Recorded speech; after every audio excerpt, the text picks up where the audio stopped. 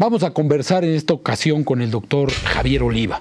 El tema, los militares mexicanos. Yo soy Julián Andrade. Acompáñenme.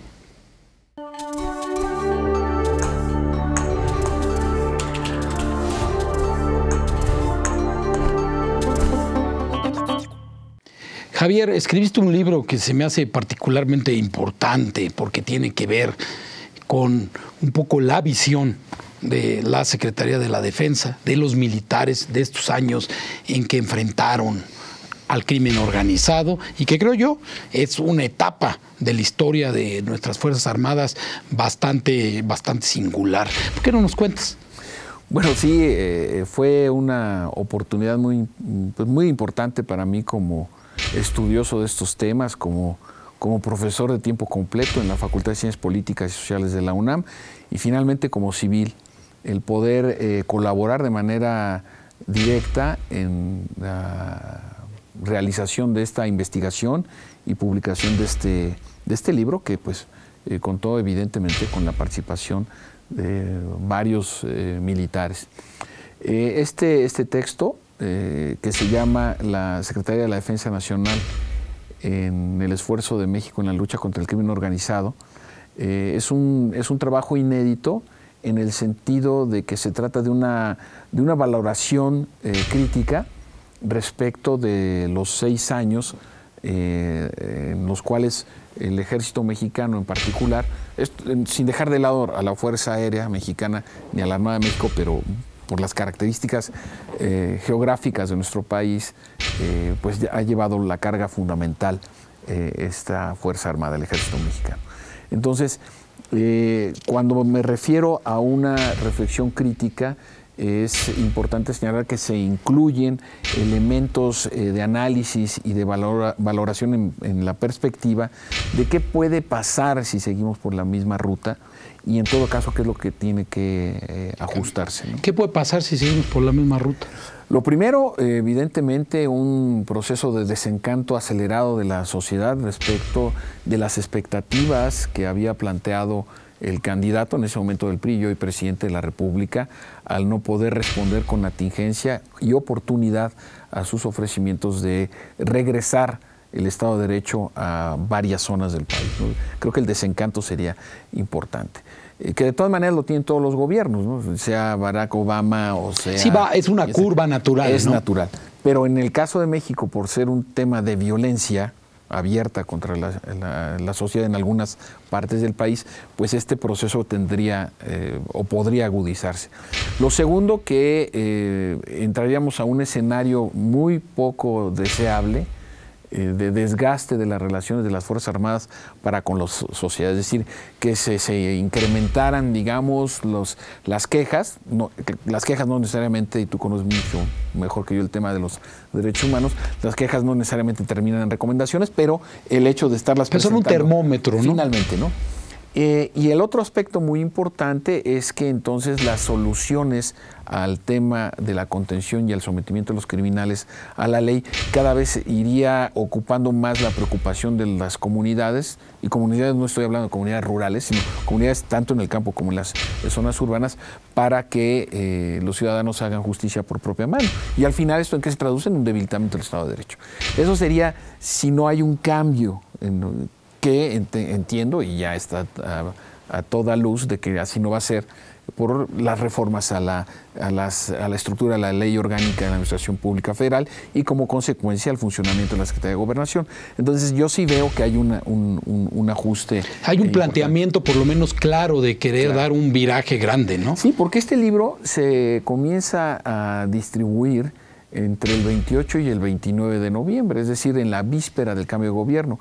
Y el actual secretario de la Defensa Nacional, el general Salvador Cienfuegos Cepeda, autoriza la distribución del mismo libro, ¿no? Entonces, sí puede coligarse de que se trata de un texto que refleja o procura reflejar una visión en este sentido, fuera de los arquetipos y los prejuicios que muchos civiles tienen que no conocen a las Fuerzas Armadas y en particular a los militares y a la Secretaría de la Defensa Nacional, en efecto, que están en un constante, no es que estén ahora en una etapa de apertura, sino ha sido gradual. Yo he tenido la oportunidad de constatarlo a lo largo de mis estudios y de mi relación con las Fuerzas Armadas, de que es un proceso continuo, ¿no? Quizá más acelerado o no, bueno, en comparación a cuál es el ejemplo a seguir, ¿no? Más bien, con referencia al caso específico de nuestro sistema político, han ido en un proceso permanente de apertura, y un caso importante, por contrastarlo con lo anteriormente hecho, la publicación de este libro sí marca una nueva etapa en las relaciones entre los civiles y los militares. Porque además la marca, Javier, porque es en los hechos una visión diciendo esto que ya apuntas. Tiene que haber un cambio. No es que las Fuerzas Armadas renuncien a su obligación, no es que las Fuerzas Armadas quieran o no, sino que hay una visión clara de que tiene que haber una política de Estado que corrija cosas que no estaban funcionando. Porque además el concepto de lealtad es muy interesante en las Fuerzas Armadas. La lealtad significa poderle decir al superior que se está equivocando. Esto es muy importante. Porque no decirlo, no obstante la evidencia del hierro, es actuar con deslealtad. Porque está conduciendo al fracaso de una política, de un programa o en la conducción de un determinado asunto, ¿no? Entonces, la lealtad es la posibilidad, insisto, de poder con prudencia, con elementos fundamentados, que las cosas pueden y deben hacerse de otra manera, que se cuentan con los elementos, con los recursos, con la disposición para poderlo hacer, siempre mirando por el interés superior de la patria. Y yo creo que ahí por eso el texto cobra importancia. Porque además, bueno, la bibliografía misma que se cita al final del trabajo dista mucho de ser una bibliografía, pues digamos, anacrónica. No, es una bibliografía que está actualizada, que recupera autores que pueden entenderse como críticos del aspecto de la participación de los militares en la lucha contra la criminalidad organizada, pero sin embargo son fuentes valiosas de reflexión y de análisis que no se pueden descartar. Y Javier, un poco siguiendo esta ruta, tú porque lo estudiaste desde hace mucho, estuviste en la hechura de este libro, ¿qué tan duros fueron estos años para nuestras Fuerzas Armadas y en particular, ya lo dices, para el Ejército Mexicano? Sí fueron años difíciles en el sentido de que hubo que responder a un mandato del comandante supremo, del presidente de la República, y responder también a peticiones de la sociedad y de gobiernos locales ante un problema bastante agudo como es la violencia criminal. Algunos críticos han dicho que los soldados y marinos de México no están preparados para desempeñar las funciones de policía. Esto demuestra precisamente, Julián, cómo les hace falta estudiar. Esto, desde que México es un país posrevolucionario, la función del ejército mexicano en las décadas de los 40, de los 50, pues era donde había problemas, donde la autoridad municipal no podía actuar, pues llegaban los soldados. Eso ha sido siempre.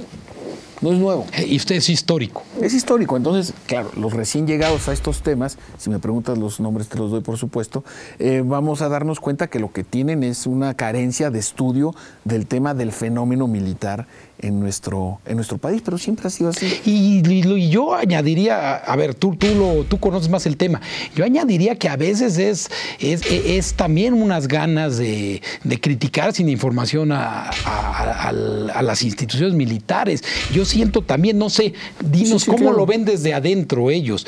¿No sienten a veces que hay una suerte de franja de la opinión pública muy crítica y no necesariamente informada? Sí, desde luego que la hay. Yo mismo lo he sostenido, bueno, en estas oportunidades que he tenido colaborar en tus espacios noticiosos y siempre te lo agradezco.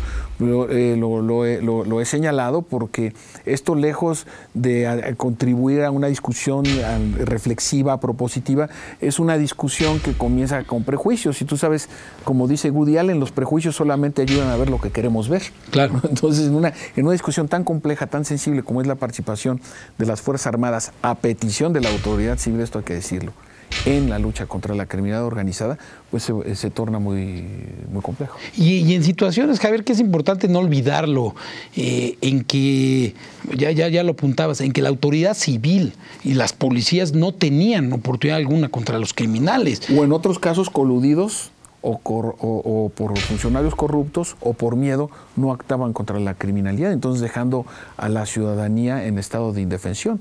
Yo quiero que le pregunten a los habitantes de algunos municipios norteños del estado de Tamaulipas si estarían de acuerdo en que se salieran las Fuerzas Armadas, o a los habitantes del puerto de Acapulco en el estado de Guerrero. Es decir, hay zonas donde replegar a las Fuerzas Armadas dejaría en colapso la capacidad productiva y de desarrollo de las actividades cotidianas de la población.